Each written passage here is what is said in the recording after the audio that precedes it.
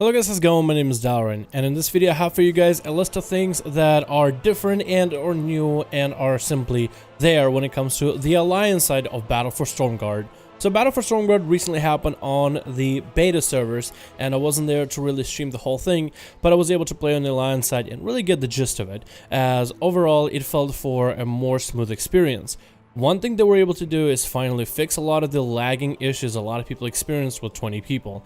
20 people with so many NPCs might give you a kind of sort of maybe a few frame drops because of so many NPCs and particle effects going off, but in terms of lag and connection and DCs, it actually felt very smooth. So overall, I'm very happy about this experience. So anyway, in the Battle of Stormguard for the Alliance, you are now fighting for the Alliance zones, the big castle that you originally sieged as Horde. Now you gotta fight it back and drive back the Horde. So in this video I want to showcase you guys everything that's different. So the Alliance side, just like the Horde, also has the mines for mining production, and you get it in the same way. You run in, clear a bunch of kobolds out of it, kill the leader, take the flag, and run back. While the other side of the group would go for the woodwork and clean out whoever lives there, because it didn't really do the woodwork off the bat. But whoever is there, you clean them out, you pick up an axe, start cutting down trees. So very similar start to the Horde side. So that's the only thing that's going to be very similar. The rest of the stuff has some differences, but more in aesthetical. The buildings definitely are a lot different, and the layout of your buildings and the setup and where things go is a little bit different. And I kind of like the Alliance orderly part of it, but also kind of like the Horde messiness of it all, kind of just how it all crammed together. But it really does kind of show you the difference between one and the other. The Alliance definitely has a lot of rock walls and very castle-like, very epic, very cool to look at. Horde looks like it's a shack outside and kind of just built up out of nowhere, out of nothing. So this definitely shows you that this is an Alliance ordered area. This is where Alliance have been for a while, and I really like the sprucing up they did for the zone. A lot of the assets are not finished, just like on a Horde side, so they simply did not show up. For some people, I think they did actually get to see the buildings, but for me, I was able to walk through them as if there was nothing really there. So a lot of the mechanics where it comes to, I guess, looking at a building or going inside or even trying to upgrade the main building simply was not possible. It is really just the same Battle of Stormguard as you did, but for the most part you have flipped sides. So starting from the other side, it does feel a little bit different, a little bit new, but also very familiar at the same time. It is an interesting experience, but it's not something that's really mind-blowing either. The ally version of the zone looks like the ending to the Horde zone. So with the Horde, I felt like you kind of dropping in on an Alliance already established area. The Alliance have been controlling this place for a while, and you established a camp kind of out of nowhere, and you're trying to build up a small stronghold to at least start fighting the Alliance, while Alliance already has everything captured, and they send troops at you only from time to time.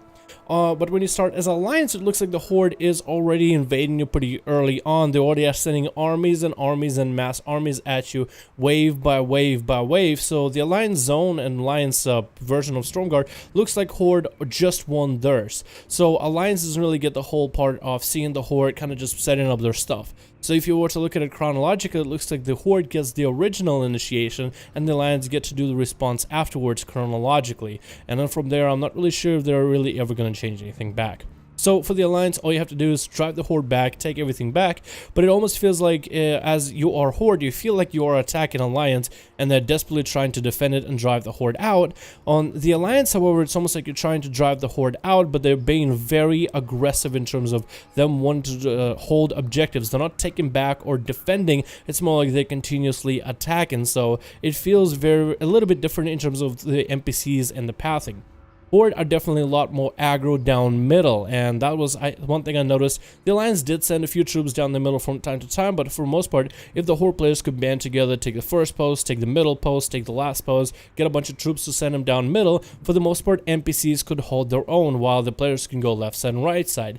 As Alliance players, however, holding down middle means nothing. You either have to man so many people just to hold an area, but as soon as you leave, the NPCs fall apart, even when they're finally fully built up. It felt like they had to be babysit more, as the Horde is more likely to just pick a side and just go ham at it, while the other two sides are really just being completely forgotten, leaving you as Alliance opportunity to kind of flank from the side until the Horde decide, okay, send our forces to the left side or to the right side. It looks like Horde will very much send everything down one lane. At least that's how I interpreted from what I saw the NPCs do. They really would funnel everything down one lane, but then forget about other lanes, while Alliance tried to, as NPCs, try to protect everything more or less equally, but it made everyone one of those lanes more or less vulnerable, but it was just very, I guess, interesting to see how the NPCs, maybe that's part of the way they're designed and the part of the way factions play. One is supposed to have one type of strategy, the other is supposed to have the other, and both of them are interesting to deal with in both cases. I feel like environmentally the Alliance side looks a little more serene, less war-torn and battered, while on the Horde side it felt like going down the middle towards the gates it looks like a hellhole and all hell is breaking loose, while on Alliance it looks like more serene, more peaceful, and then as you get in towards the Horde area it still maintains a lot of the greenery. The NPCs definitely for this Warfront seemed a lot harder and a lot more aggressive. I'm not sure if it's because they are Horde and they were harder and aggressive, or simply Blizzard turned up the difficulty. Regardless, I felt like it was actually really good. I'm not sure if there is any confirmation that these Warfronts became harder to play, but it definitely felt a lot more satisfying to get that win at the very end, and all that effort and all that time you spend there with NPCs being a little bit more resilient, a little bit more pushing back, a little more tug and pull, not quite so fast to just bend over and bow down. It felt a lot more interesting. I felt like the whole Battle of Stormguard lasted a little bit longer. On the Horde side, it felt like it was over in 10 minutes, sometimes 20 if your group just wasn't sure what exactly to do.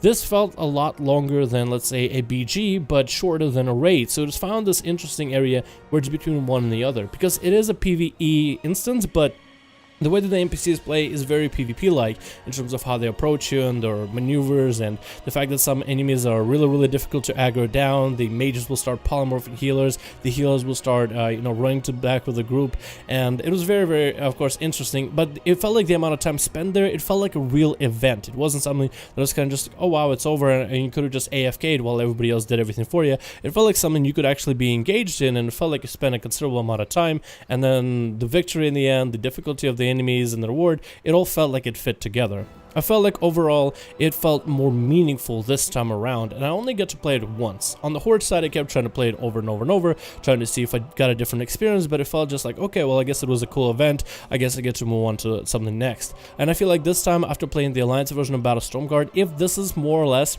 in terms of, I guess, the depth of the experience that the Horde will experience, I think I'll enjoy simply sitting down and going into this all-out war against the other faction a lot more, just simply sitting down and fighting it out for quite a time. I think overall that'll be more fun.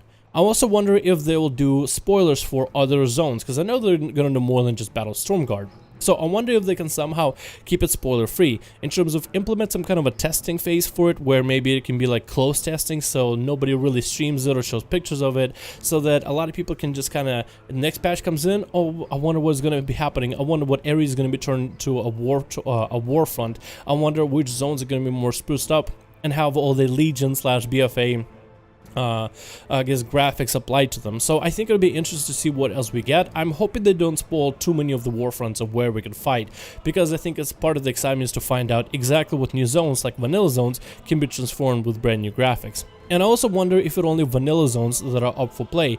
I wonder if anything like BC, Wrath, Pandaria, probably not Warlords General, but any other expansion and any other zone that we played in the past, maybe not Legion zones or anything brand new, or the whole time travel back in time with the Warlords of Genor and the Orcs of Time Wizardry.